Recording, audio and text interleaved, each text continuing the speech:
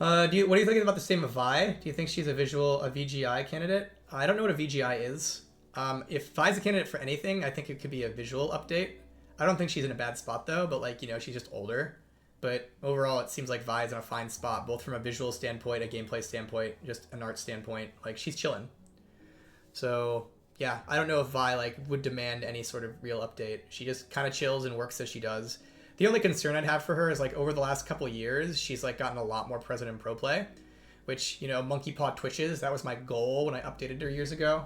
So this was the change list I think long-term got Vi in ProPlay, even though it didn't happen at the time. This is my conspiracy theory as to what got Vi into Pro. And again, it didn't happen at the time. It took like a year or so for it to happen. But before Arcane came out, I did a pass on Vi right here. What this pass on Vi did was it upped her consistency.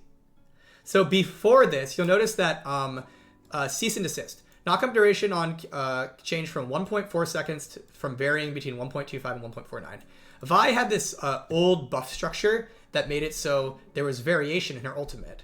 What that effectively made true was if you ulted someone on Vi, sometimes you wouldn't be able to complete your combo on them, whereas sometimes you would. And it ended up being like somewhat random. And then Q also is like a little inconsistent in terms of like how it went over walls at times and stuff like that. So what this change list was meant to do was make Vi really consistent in what she was good at, which was, by the way, clicking an AD carry and making sure they die. This made that entire like progression of events significantly more consistent. And I think the long-term result of this, which again, it didn't happen for a couple years, but we eventually had to, it didn't happen for like over a year, but we eventually had to like nerf Vi for Pro because of this. I think long-term because of this change, because it made her consistent in high MMRs.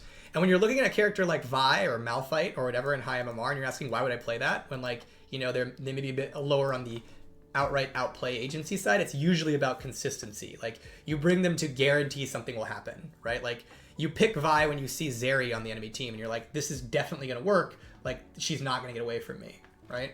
So I think long term, if there's a worry I have about Vi, it might be she might be too good in pro play and might need some long-term work to make that less true.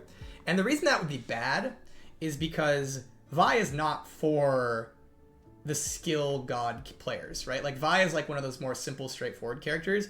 And so if we ever get to a spot where like we have to make her really bad in silver because of her presence in pro, that probably indicates some changes that would need to like lower her reliability in pro.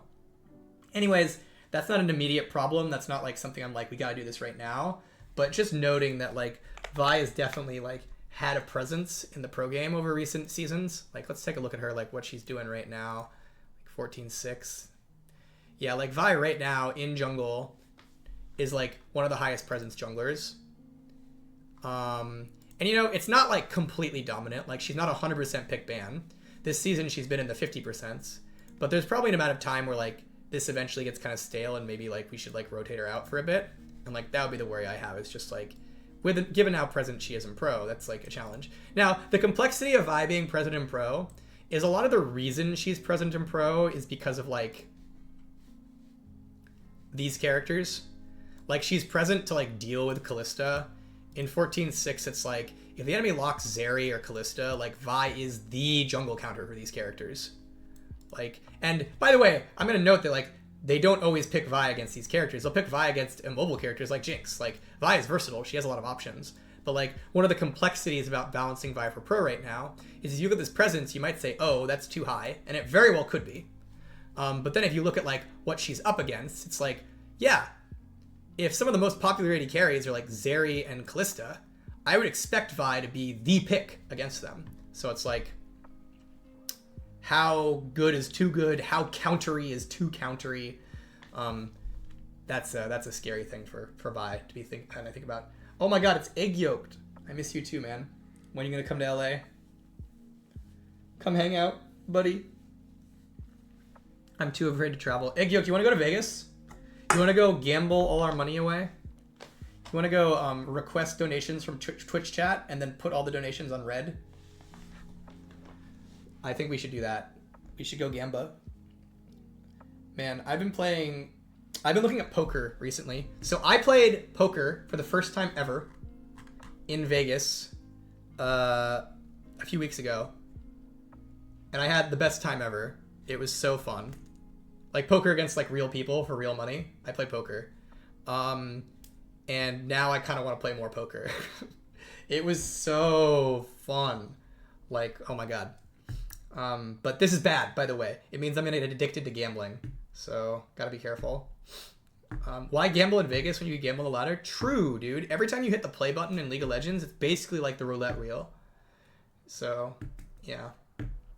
So the thing that's crazy to me about Vegas, well, fun to me about Vegas, and gambling in general, like the idea of gambling, is that I'm a game designer, and gambling games are designed to draw you in, right? A lot of them are designed to, like, you know, be a certain amount of advantage for the house, be a certain amount of exciting as a player, designed to draw you in, make you make mistakes. It's a very questionable game design, right? But it's cool to think about it as a game designer, because I go to Vegas and I like try some of these games and I'm like, wow, this game, it's designed to get me, right? And then it does, and I'm like, haha, right? Like, there's just so many games in Vegas that are like very, very, very fun for a variety of reasons. And so like as a game designer, kind of like playing them and unpacking why they're fun is pretty fun for me, at least.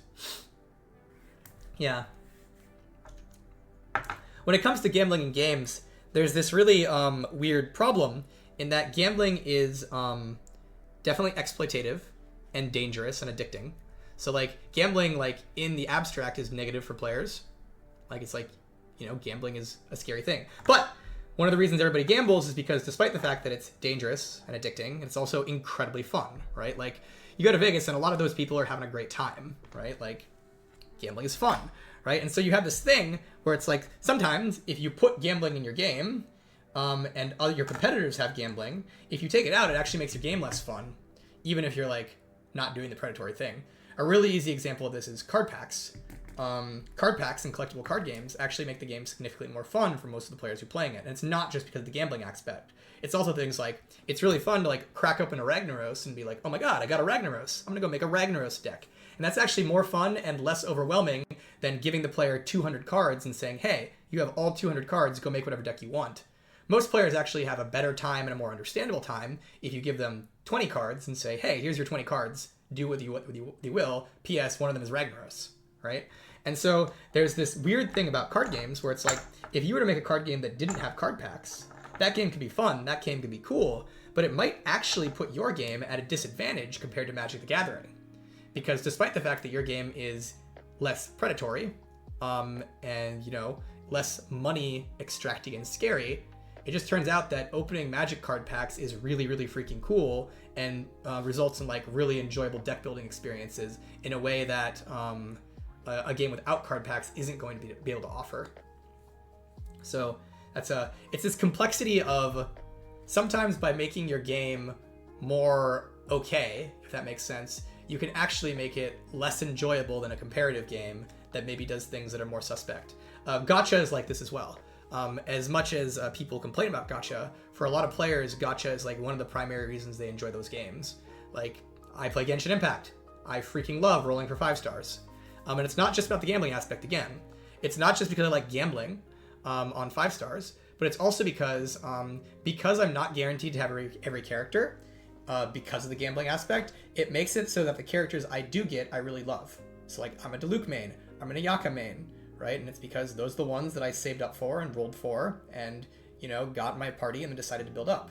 And so I do have like characters like Raiden Shogun and stuff, but it's like, the thing about a lot of gacha games is the gacha, yeah, it's scary, yeah, it's predatory, yeah, they get money from you, but they also do a lot to create a really compelling experience from a player perspective in terms of the characters they care about, the characters they invest in, and also just things like playing the game to earn currency and stuff like that. So it's complex.